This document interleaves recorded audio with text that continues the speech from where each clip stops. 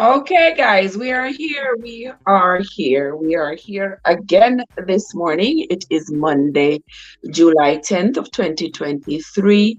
I want to say welcome to all of you who have come into the chat. Thank you all so much for coming. It is my absolute pleasure being here with you. For those of you who are new into the channel, a very, very special welcome to you. And to all my returning travelers, I want to say thank you for your continued support. So, for those of you who are new here and you may not know what goes on over here, where lots of things go on over here, not just one thing, a lot of things go on over here. We do lots of health talk, we do lots of um, emotional awareness, we do a lot of the Bible. I do a lot of reading. There's so much. Whatever happens in my life happens in yours. Hey, how about that? Whatever happens in my life happens in yours because I share it with you. So, but this morning we are going to be continuing with the reading of the Bible. And I see Sister Yard Foods roll up in the place. Sister Yard Foods, how you doing, my love? Good to see you. Good to see you. Good to see you, my dear. I hope you had a great weekend. And Michael, are you that? Wow! Welcome into the live, my lovely people. Welcome, welcome. Thank you all so much for coming. You all know every single morning we gather here. We gather here on my channel, Trevessence Unstoppable, where we read the Bible, if nothing else. And why do we do that, you may ask? Well, the Bible has a significant influence on every aspect of our lives. So it would behoove us to know what is in the Bible. You would agree, right? Yeah. All our lives, most of us, we have been taught about the Bible.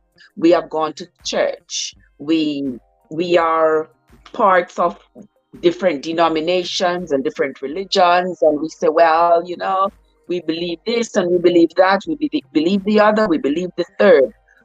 But I'm going to push my luck and say 97% of us have never read this book that we claim to follow.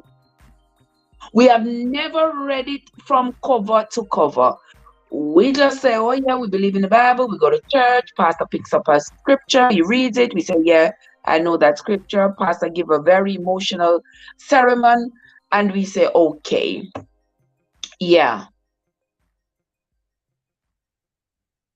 But for me, that has become insufficient.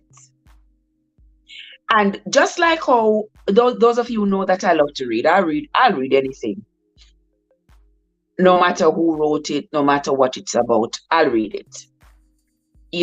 And because of that, I did a little self-reflection. I'm like, I've read all these novels with all these self-awareness books and everything. But the last time I read the Bible, read the Bible in its entirety, I was like, maybe I was a young adult, young teenager. And but then I never read it with an open mind. I just read it because I like to read. But now I just believe that I must read it with purpose, with intention, to understand what is in it. Because it makes no sense reading the book and not getting context. It makes no sense repeating verses for which you have no context. You don't know who spoke those words, who those words were spoken to, and what were the circumstances surrounding those words being spoken. And I realized that a lot of the phrases and words that people are using around and say it's in the Bible, I think for it to be relevant to me, I have to know who spoke those words and what was the circumstances under which those words were spoken, and is it applicable to my life today? All right. we've been doing pretty good so far. We have found quite a few discrepancies in the Bible, which is not unheard of for a book that was written by man. It's not unheard of that there are going to be discrepancies. There are going to be inconsistencies. And what do you do? We weren't there when these events supposedly occur. So we have to just believe what we want to believe and not believe what we don't want to. Because if the one book has the same situation but different information about the situation, what are you going to do? For example, yesterday when we were reading, we discovered that Jehoram, he was declared king of Judah, but in the Kings it said that he was, I think, 22 when he became king, and then in the Chronicles said he was 42. So I'm like, we don't know. But the 22 seems more plausible. For those of you who have been following the reading, Gay is here, Michael is here, Letitia is here. Welcome, guys. Welcome. Thank you all so much for coming. Don't forget to hit the like button and don't forget to share out the live. Now, this guy, they said that he was one book said he was 22, another book said he was 42, and I am more inclined to go with the 22. And why is that? Because his father Jehoshaphat started to reign at 32 and reigned for 8 years, so that puts his father at about 40 years old when he started to reign. So there's no way that he could be older than his father. So there's no way he could have started reigning when he was 42 if his father reigned for 8 years, from 32 to 40. And he reigned right after his father. So I believe that was a typo error of some sort. So I believe he started to reign when he was 22. And that's what we're going with. But anywho, those of you who are here, guys, get your book Bible or your Google Bible and follow along with us as we read the book of 2Chronicles. I don't know what is happening, but my iPad is not coming on. Oh my God, this phone is dead. Let's see if this one has any juice. This one has some juice. It says I have to do updates. Yard Foods was the first one, the first content creator to come into the live. So Yard Foods gets some watch hours here. Where's Yard Food? Yard Food is right here. So Yard Food will get some watch hours here. If those devices will come on, let me see which one I haven't watched yet. Yard Foods. I think you me run you out in a Yard Food, you don't feel it. Me run you out so till that's okay, this one. Okay, this one. Alright. Oh, hold up, my friend, hold up. Alright, Yard Foods, there you are. So Yard Foods, Yard Foods is running right there. So, all right. Let me see this phone dead. That's again. Anywho, let me plug this in here. So Yard Food is over there. Let me see if this device will come on so I can put it on my call. Hold on there, gentle people. I'm going to be hooking Michael up. You all know how I do when I get on my live. The live is not just about me, it is about us. And therefore, when I am on the live and you come into the live, I gotta share a little bit of me with you. So once you come into my live, the first 3 content creators who come into the live gets some watch hours. I just hook you up to my other devices and have you run until I'm ready to use the devices later on today. So here, this one now is Michael. Let me see if I run all of Nyam Your Belly Full. Nyam Your Belly Full. I ran all of that already. Short clips. All right, we're gonna run these short clips. So Michael, I'm running you on my Stale News account. Oh, shoops. All right, that is you. And since Sister Gay comes in, for Mika. So once this device comes up, I'll run Mika on it. All right, guys. So welcome again into the live, guys. You follow along with us, please, with your book Bible or your Google Bible as we continue with the reading of the Bible, as we try to understand it for ourselves. Now, let's get on with it. We are reading the book of 2Chronicles, chapters 24 through 27. So follow along with me, my friends. Let us begin. 2Chronicles chapter 24. Joash was 7 years old when he began to reign, and he reigned for 40 years in Jerusalem. His mother's name also was Zibiah of Beersheba. And Joash did that which was right in the sight of the Lord all the days of Jehoiada the priest.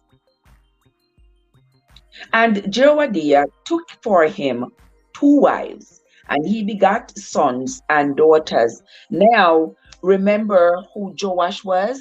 Joash was the son of Ahaziah.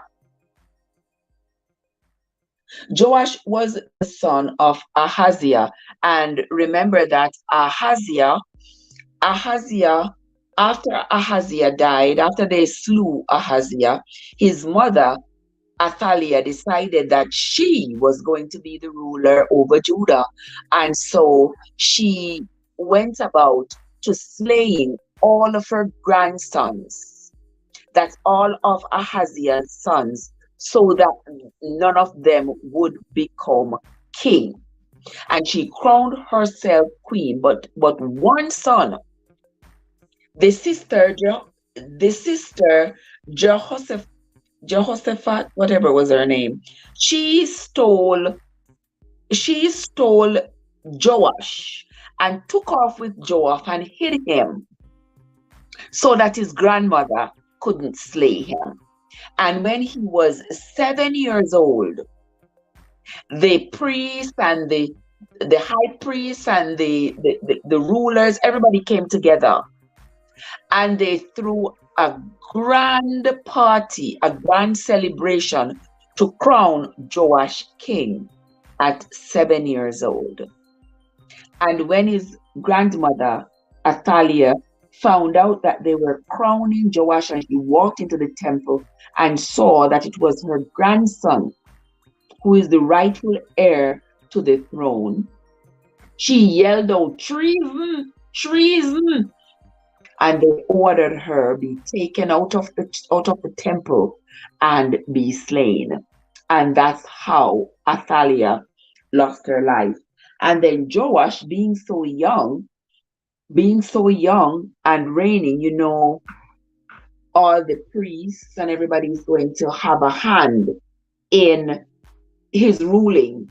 They're going to have a hand in the decisions he makes because of his youthfulness. And so Jehoiada, he was the high priest, and he took Joash under his wings, and he taught Joash a lot of how to be a good ruler and how to deal with the people.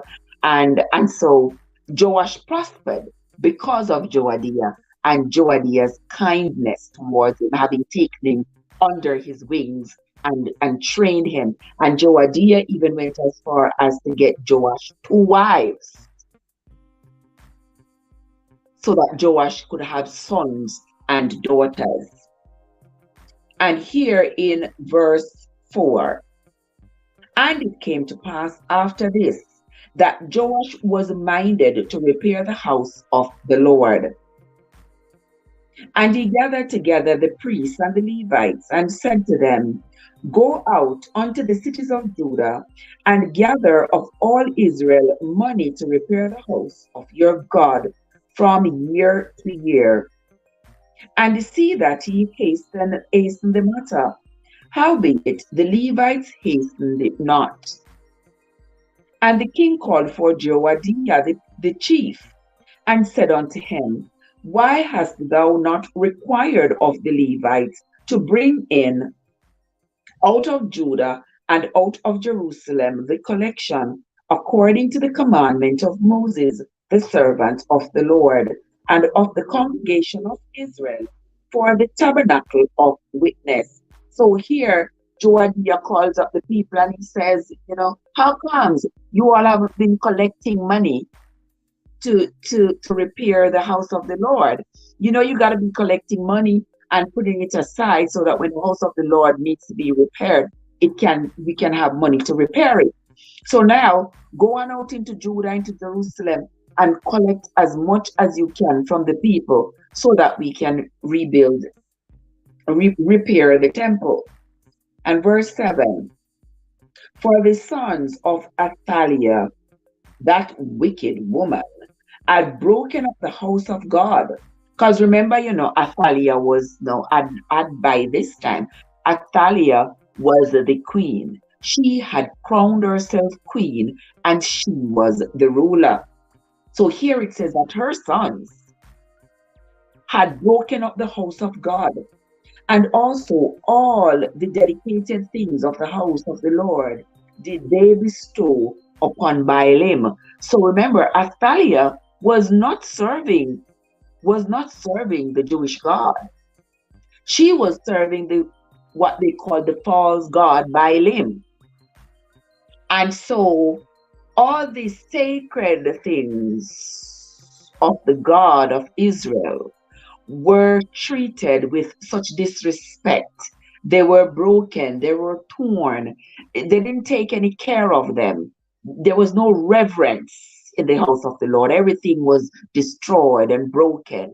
Nothing was cared for, while Athaliah was the queen, was the ruler, and worshiping her god Baalim. Verse 8 says, and at the king's commandment, they made a chest and set it without at the gate of the house of the Lord. So they put this chest outside the gate of the house of the Lord. And they made a proclamation through Judah and Jerusalem to bring in to the Lord the collection that Moses, the servant of God, laid upon Israel in the wilderness. And all the princes and all the people rejoiced and brought in and cast into the chest until they had made an end. So here, so Joash makes a declaration that people should remember what their forefather Moses had said, what Moses had said, how they should bring in all the money, everything that they had been given. They should come and contribute to the building of the temple. So he put this chest outside of the gate for them to come and put the money in. Come put the money in the chest. And it's funny that back then you could just call up the people, just make a declaration and say, come and put money in this chest and put the chest out. If it's nowadays, somebody that took up the chest and run a gun with it. But not so in those days. He put the chest out and the people came willingly to put their money, their contribution into the chest so that they could contribute to the rebuilding of the house of the Lord. Verse 11 said, now it came to pass that at that time the chest was brought unto the king's office by the hand of the Levites. And when they saw that there was much money, the king's scribes and the high priest's officers came and emptied the chest and took it and carried it to his place again. Okay, so they put the chest outside the gate of the tabernacle. When it's full, they bring it into the king's chamber, empty it, and then take it back and put it back out there. Thus they did day by day and gathered money in abundance. Verse 12.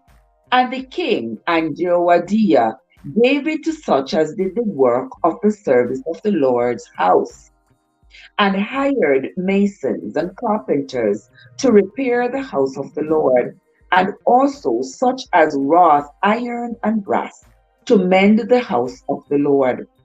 So the workmen wrought, and the work was perfected by them. And they set the house of God in his state and strengthened it. And when they had finished it, they brought the rest of the money before the king and Jehoiada. Now remember, Jehoiada is the high priest, okay? Whereof were made vessels for the house of the Lord, even vessels to minister and to offer withal, and spoons and vessels of gold and silver. And they offered burnt offerings in the house of the Lord continually all the days of Jehoiada. But Jehoiada waxed old. That means Jehoiada was old and was full of days when he died. 130 years old was he when he died. And they buried him in the city of David among the kings, because he had done good in Israel, both towards God and towards his house.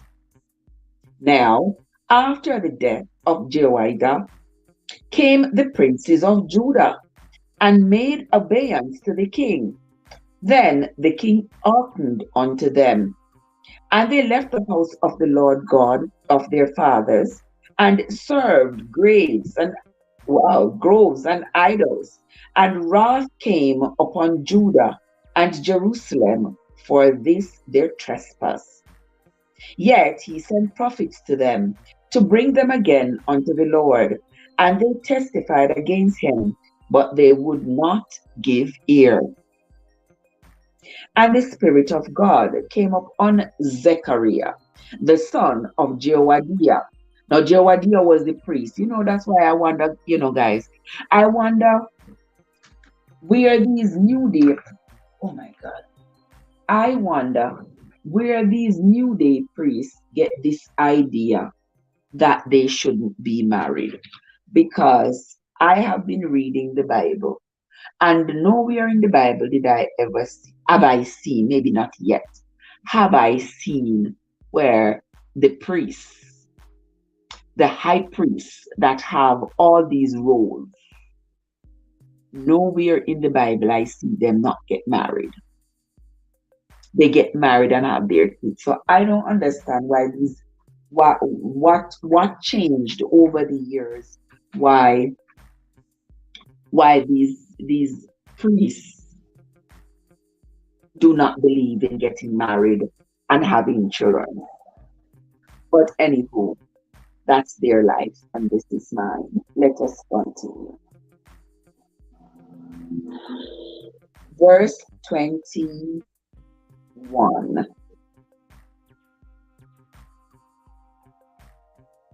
Now we are continuing on verse 20.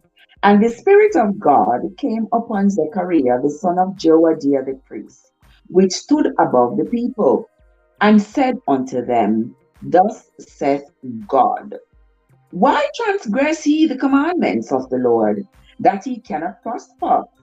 Because he hath forsaken the Lord, he hath also forsaken you. And they conspired against him, and stoned him with stones at the commandment of the king in the court of the house of the Lord. People, my dear lovely people, you see what I'm telling you say all the time?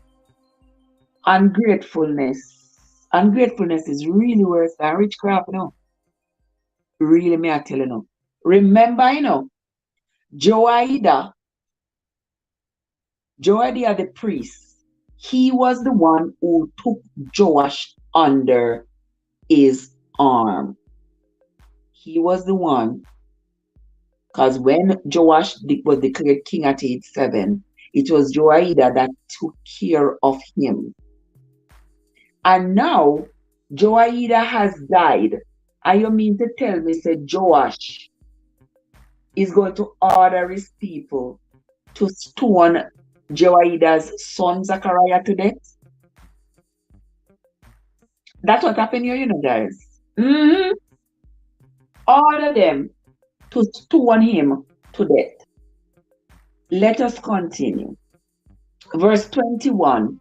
And they conspired against him and stoned him with stones at the commandment of the king in the court of the house of the Lord.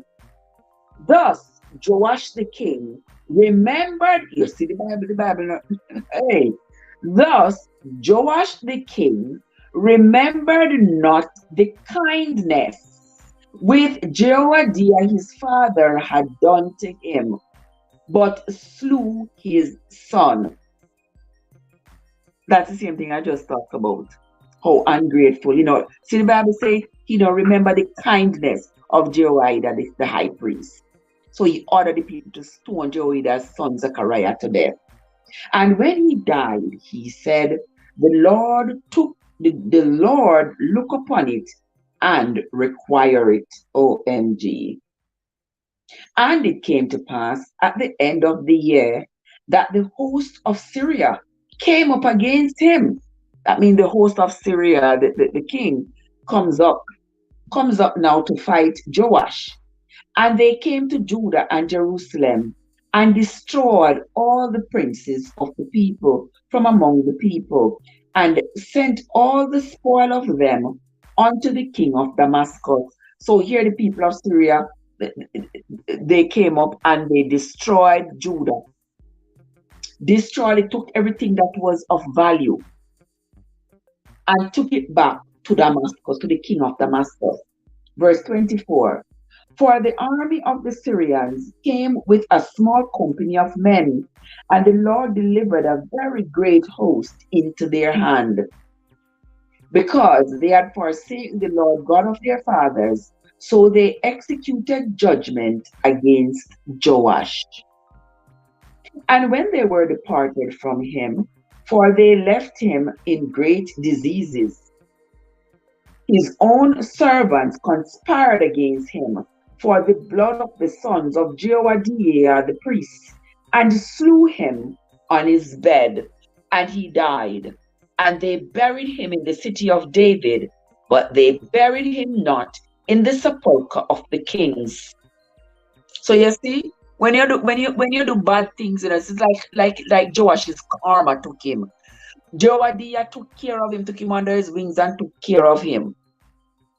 And when Jehoiada died, him forget how good Jehoiada was to him.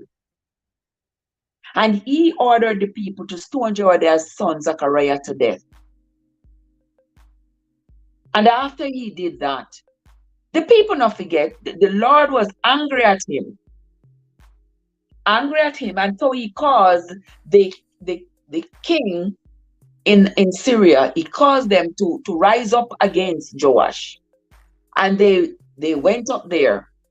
The whole army from Syria went up there and broke down Judah, broke into Jerusalem, broke it down, took whatever was of value, sent it back to Damascus, to the king in Damascus, and they left Joash diseased. That means he was sick. So that they left him bedridden. Like, I don't know if he was in the fight. He never said whether or not he was in the fight and he got hurt or what, but they said he was left diseased in bed. So he was afflicted with something. And while he was there afflicted in his bed, the servants conspired against him, because the servants were angry at what he had done to Zechariah. And they conspired against him and slew him right there in the bed. And they buried him. They buried him right there among the kings, among his father's fathers, among his ancestors. But they didn't put him in the sepulchre of the kings because of what he did. Verse 26. And these are they that conspired against him: Zebad, the son of Shemeth, an Amorites, and Jehozabad, the son of Shimrith, a Moabitess. Verse 27. Now concerning his sons, and the greatness of the burdens laid upon him, and the repairing of the house of God, behold, they are written in the story of the book of the kings. And Amaziah his son reigned in his stead. Okay, so now Amaziah is Joash's son, and he is now going to be reigning in Judah. Verse 20, chapter 25. Let's continue. Now, Amaziah was 25 years old when he began to reign, and he reigned for 29 years in Jerusalem, and his mother's name was Jehoiada of Jerusalem. And he did that which was right in the sight of the Lord, but not with a perfect heart. Now it came to pass, when the kingdom was established to him, that he slew his servants that had killed the king his father.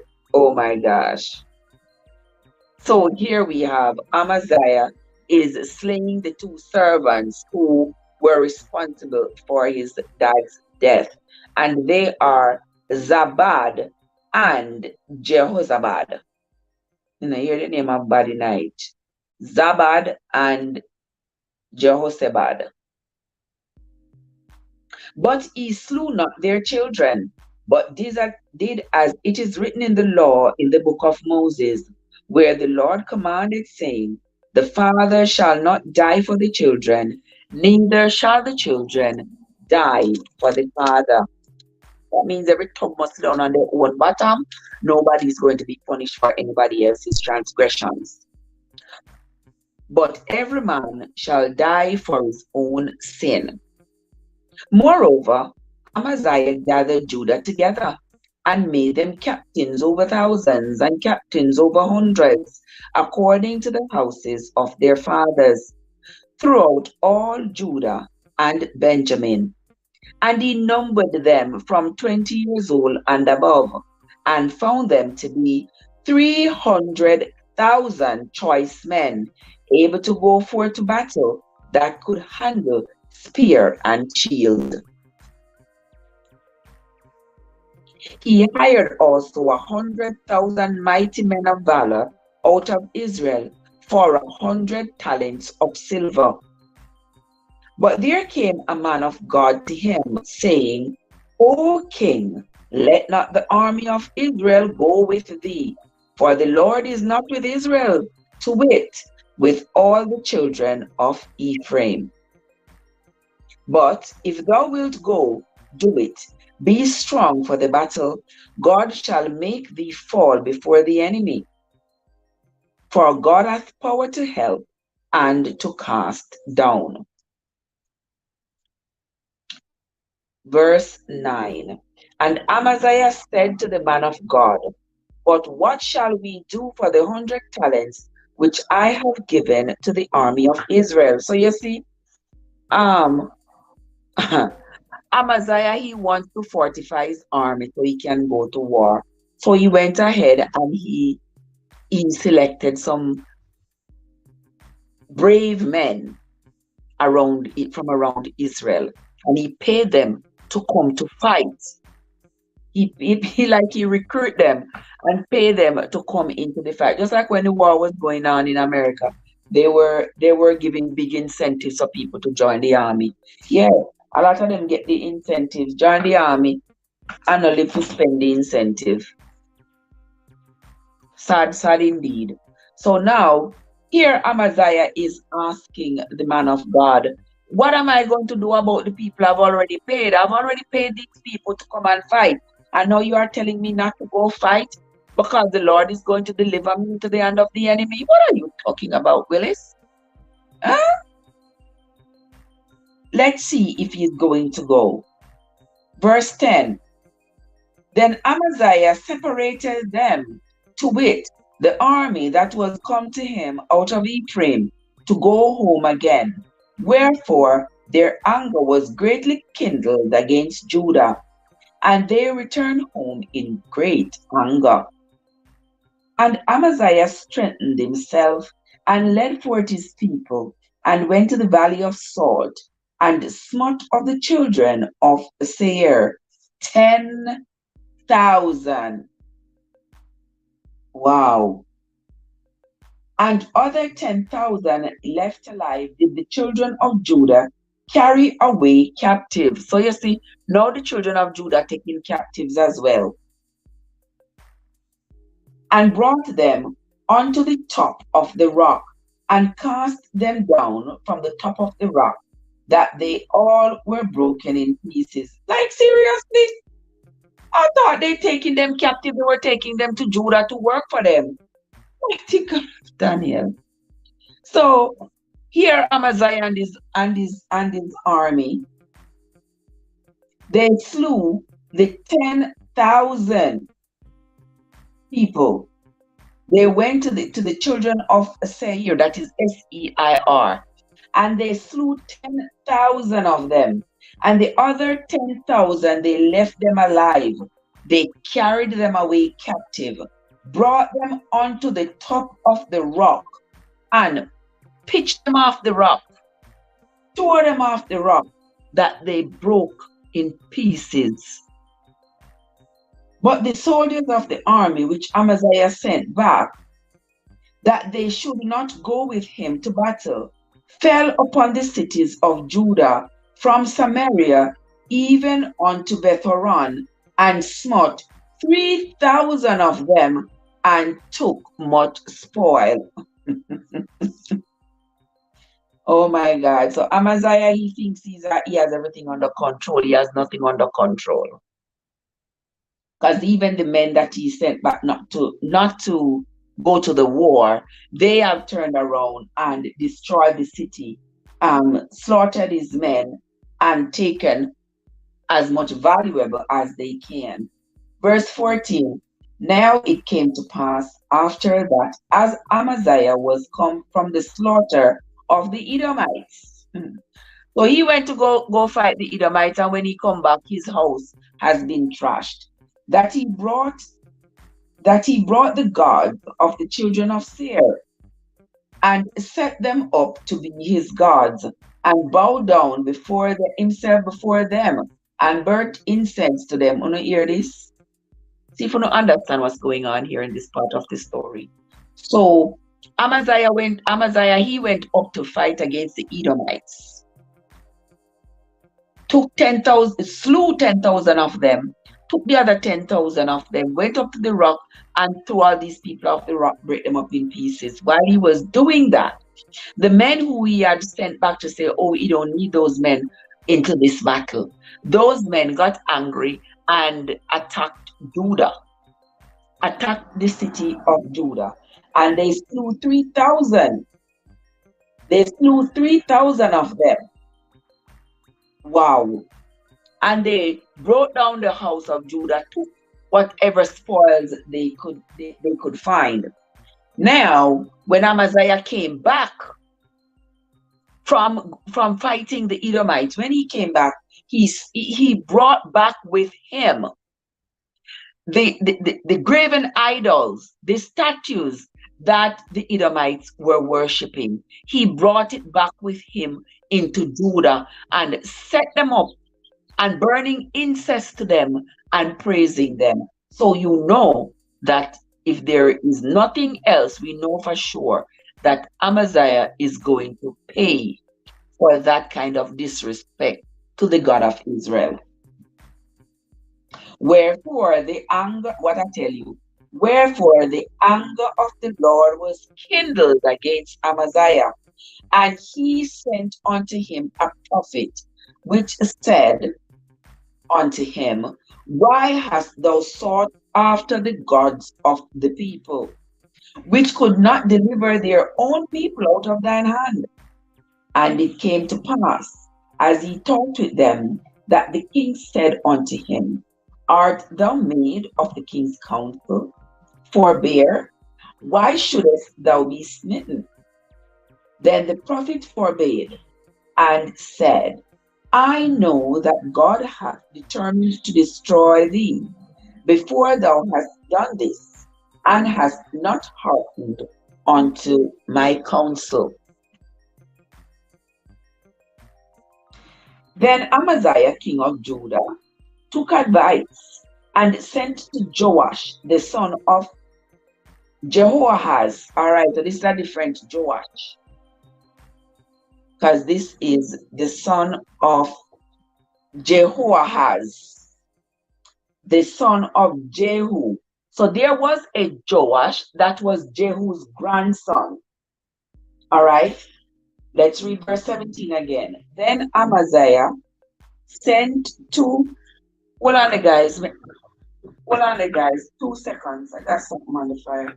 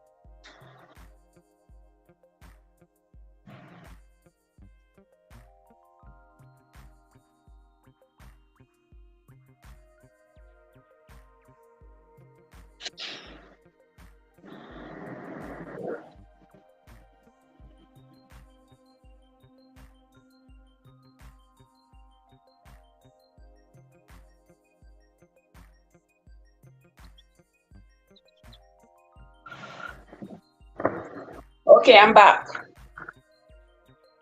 Let us continue. Let us continue reading. Verse 17. Then Amaziah, king of Judah, took advice and sent to Joash, the son of Jehoahaz, the son of Jehu, king of Israel, saying, Come, let us see one another face to face.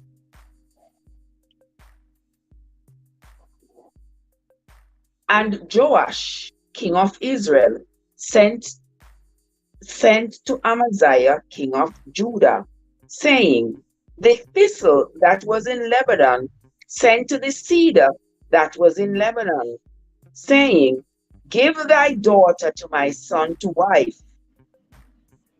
Wait, let the truck pass.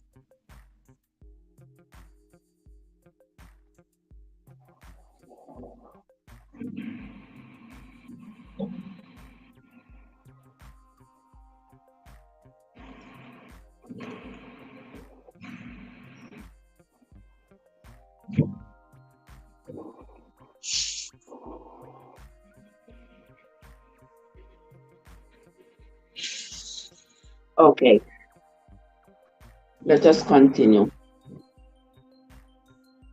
Verse 18.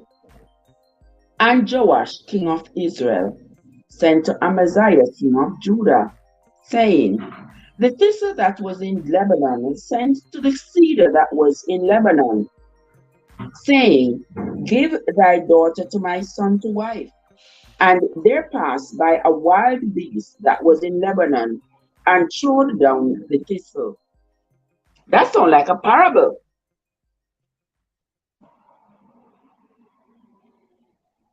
Verse 19. Thou sayest, Lo, thou hast smitten the Edomites, and thine heart lifted thee up to boast. Abide now at home. Why shouldest thou meddle to thy hurt, that thou shouldest fall, even thou and Judah with thee?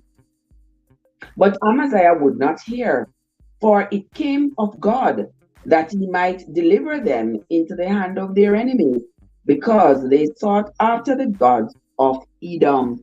So here it is telling us that, you know, Amaziah, him showing off and boasting off because he has just gone up to fight the Edomites, and he thought he was successful. He was able to slay 10,000 of them and then throw the other 10,000 off a rock, off the top of the rock, and destroy them. So that was a total of 20,000. And he has taken their gods. He has taken their gods, their idols, and he has brought them into Judah. He has set them up. He's burning incense to them. He is praying to them, and all those things. And here he is now talking with Joash, the king of Israel, another king in Israel. Is talking to Joash, and Joash is saying to him, "No, relax. You cannot get a little bit too cocky. You cannot show off yourself a little bit too much. So just calm down." Well, I don't think he's going to calm down. Let us continue reading what else happens to Amaziah. He says, "But Amaziah would not hear, for it came of God that he might deliver them into the hand of their enemies, because they sought after the gods of Edom." So Joash, the king of Israel, went up, and they saw one another in the face, both he and Amaziah, king of Judah, at Beth Shemesh, which belonged to Judah.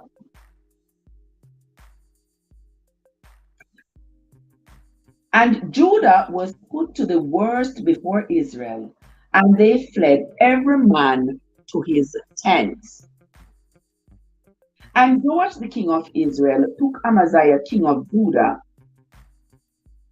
the son of Joash, the son of Jehoshaphat, at Beth Shemesh, and brought him to Jerusalem, and brake down the wall of Jerusalem from the gate to Ephraim to the corner gate, 400 cubits. And he took all the gold and the silver and all the vessels that were found in the house of God with Obed Edom,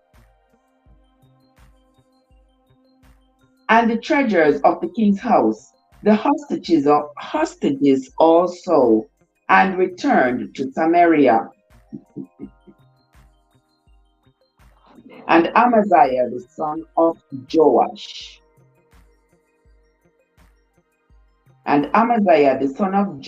king of Judah, lived after the death of Joash, son of Jehoahaz, king of Israel, 15 years. So you see, they are trying to make sure we understand which Joash they are talking about, because there is one Joash that is the father of Amaziah, and then there is the other Joash, who is Jehu's grandson. So here in verse 25 it says, "And Amaziah, the son of Joash, king of Judah, lived after the death of Joash, son of Jehoahaz, king of Israel, 15 years. Now the rest of the acts of Amaziah, first and last, behold, are they not written in the book of the kings of Judah and Israel? Now after the time that Amaziah did turn away from following the Lord, they made a conspiracy against him in Jerusalem, and he fled to Lachish. But they sent to Lachish after him and slew him there." So you see, all the men in Judah were upset. They were upset with Amaziah because he had brought in all these false gods, and they believed that whatever negative energy was in their midst, it was because of Amaziah having brought home the Edomite gods and was worshiping them and burning incense to them. So he has totally forsaken the God of Israel and just doing his own thing. And remember, he was warned, but they say, he's not listening because he think he big, bad, mighty, and powerful. So he's not listening. He continuing to worship his false gods. And so the people of Israel plotted against him and tried to slay him. But he ran away to Lachish, and they pursued him even into Lachish, and they slew him there. And they brought him upon horses and buried him with his fathers in this city of Judah. Wow. You see, guys, I don't know about you all. I love to read the Bible. I love to read the Bible because just like I would read some other novel, and it gives me a lot of different perspectives, different emotions, I should say, that comes around. There's some points in the Bible where you feel all nice and mushy. You know, there is a lot of love being extended. And then there are some other parts where it is just plain and utter brutality going on. And I'm just like, they say this is God's inspired words. Have you all ever heard that? That this is God's inspired word. God inspired people to write the Bible. But with all the slaughtering, the bloodletting and everything, I doubt that very much. I think as I'm reading it, I'm coming more and more to the realization that it is people who have put together their perspective of the events of their time, and they have made this compilation of these events. This compilation is in the Bible. We are going to continue reading chapter 26. I hope you all are following me in your book Bible or your Google Bible and making notes. Okay? Chapter 26. Then all the people of Judah took Uzziah, who was 16 years old, and made him king in the room of his father Amaziah. Okay, so Uzziah was Amaziah's son. Okay, because I was wondering where Uzziah came from. So Uzziah is Uzziah. He is Amaziah's son. So he is now king. God, what's up? Bless up a nice clean self, sis. How are you doing? Let me see this. Let me see if this done. Yard food over there somewhere around. Let me see this. This has to be for Michael.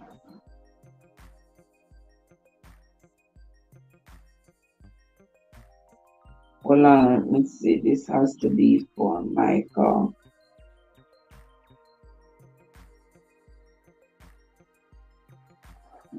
Hold on there. Let me see Michael. That is Michael. Guys, if you are not yet following MTC Creative Kitchen, please go over there and support my friend Michael from MTC Creative Kitchen. All right, here I have Michael running here on this device. Yard food is over there on that device, and my next device should go to Mika. I've got to be able to get this thing to turn on. Yes. What? What's up? How are you doing, my dear sister? Why you come so late? I did listen before. We are on chapter 26 of the book of 2Chronicles, guys. So follow along. All right, chapter 26. Then all the people of Judah took Uzziah, who was 16 years old, and made him king in the room of his father Amaziah. He built Eloth and restored it to Judah. After that, the king slept with his fathers. Really, he died young. 16 years old was Uzziah when he began to reign, and he reigned 52 years in Jerusalem. His mother's name also was Jehoilah of Jerusalem. And he did that which was right in the sight of the Lord, according to all that his father Amaziah did. And he sought God in the days of Zechariah, who had understanding in the visions of God. And as long as he sought the Lord, God made him to prosper. He saw God in the days of Zechariah. I can't be that he existed in the days of Zechariah. I can't be. Or it must be a different Zechariah. It can't be the same Zechariah that we were just talking about, who was the son of Jehoiada, who was who was slain, who was slain by Joash. It can't be, because there is no way you could live in the time of your grandfather, when your grandfather, when you could not assume the throne unless your grandfather and your father had died. So this not sound right.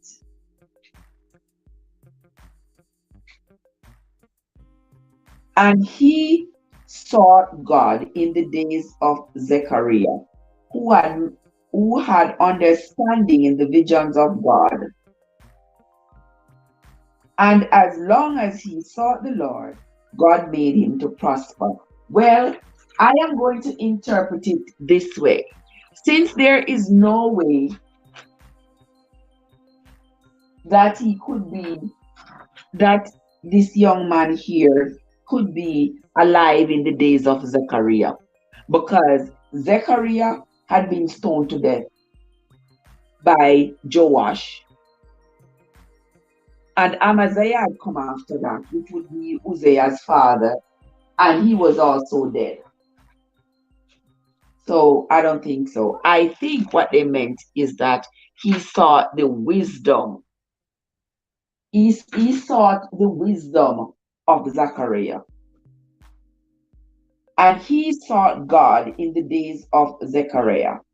All right, we're going to continue reading.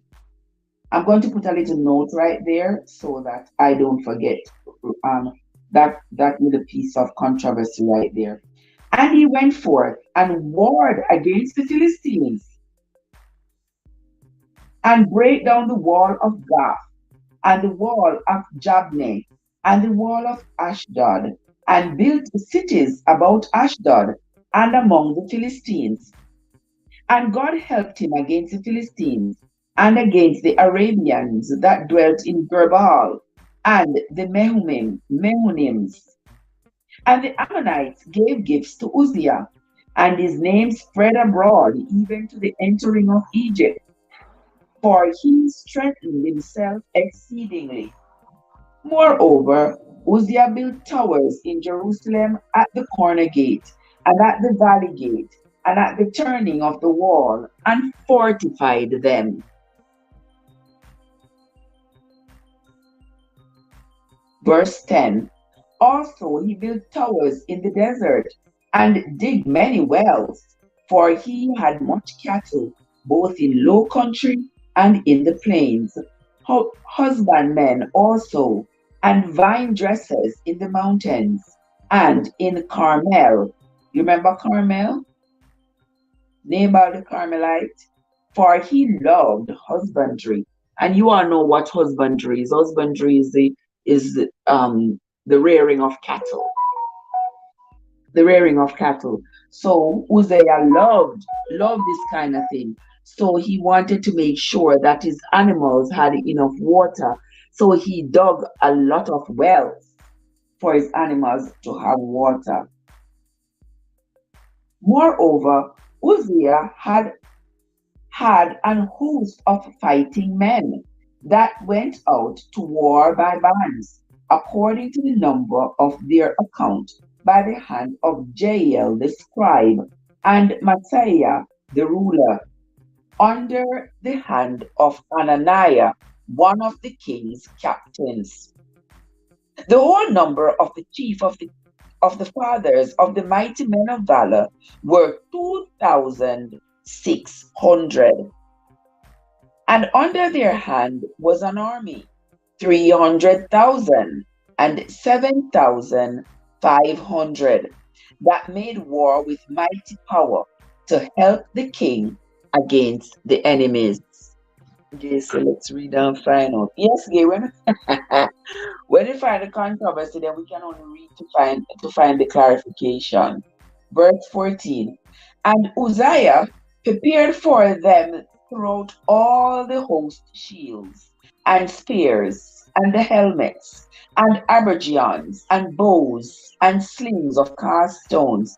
And he made in Jerusalem engines invented by cunning men to be on the towers and upon the bulwarks, to shoot arrows and great stones withal. And his name spread far abroad, for he was marvelously helped, till he was strong. But when he was strong, his heart was lifted up to his destruction. A mighty man must fall, a proud man, a cocky man. For he transgressed against the Lord his God, and went into the temple of the Lord to burn incense upon the altar of incense.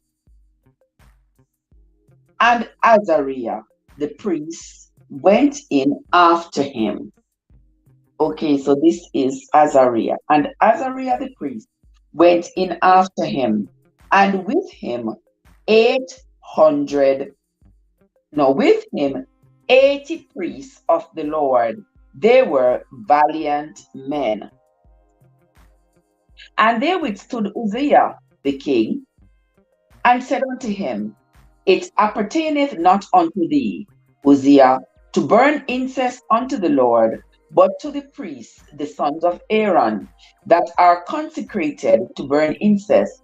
Go out of the sanctuary, for thou hast trespassed, neither shall it be for thine honor from the Lord God. Okay, so here Uzziah picked it upon himself, gone into the tabernacle, gone to burn incense to the Lord.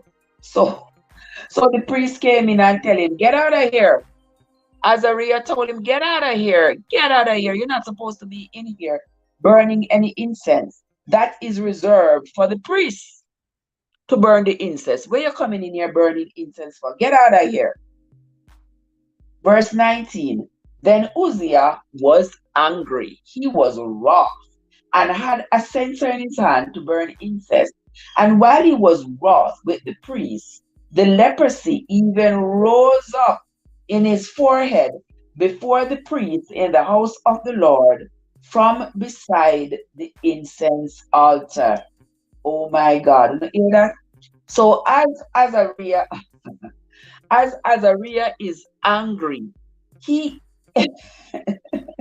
Uzziah is angry at the priest for telling him that he is not permitted to burn any incense in the house of the Lord.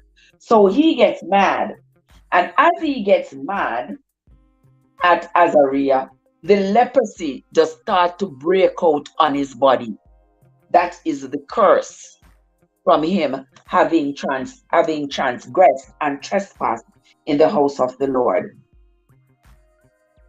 Verse 20. And Azariah, the chief priest, and all the priests looked upon him, and behold, he was leprous in his forehead, and they thrust him out from thence. Yea, himself hasted also to go out, because the Lord had smitten him. So you all remember this for the quiz on Thursday, that Uzziah was the man who was struck with leprosy right there in the temple. Verse 21.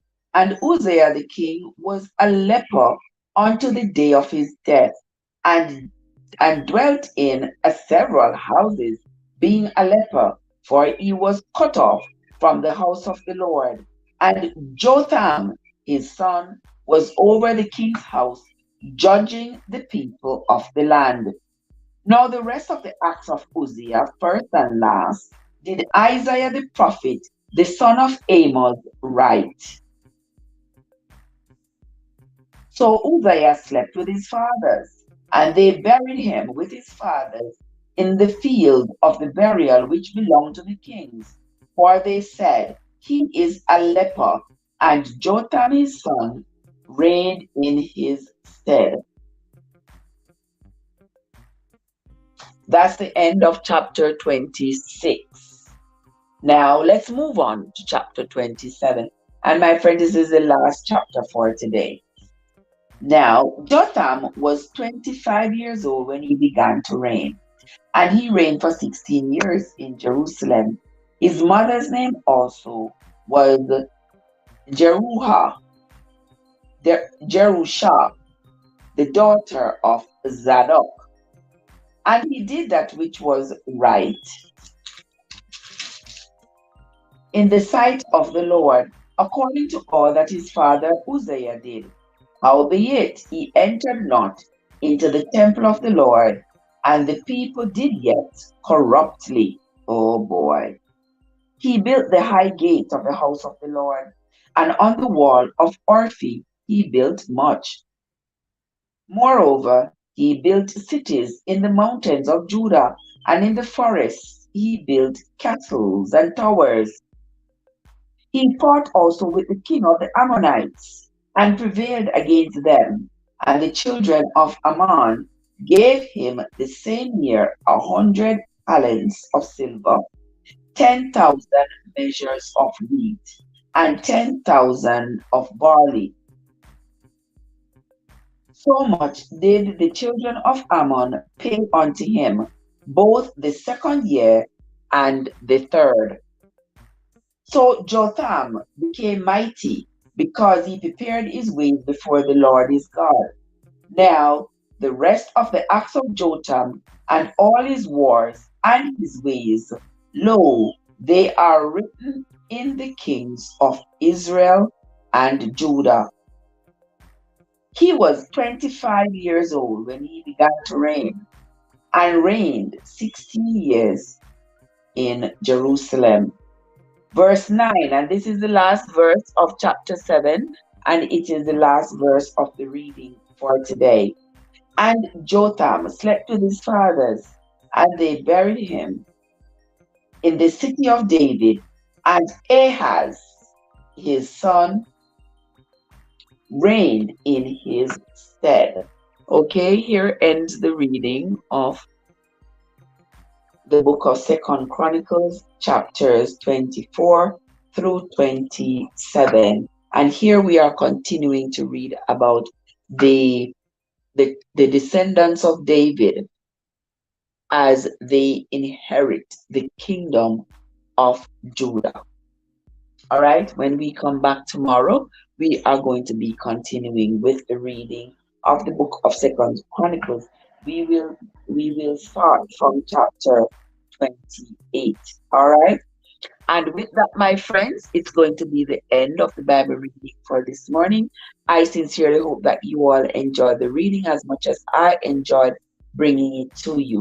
Thank you all so much for coming, and we will see each other later, my friends. Until next time, this is Trev from Trevessence, where your journey matters. Until next time, my friends, have yourselves a great day, everybody. Let me go while I look rest, I am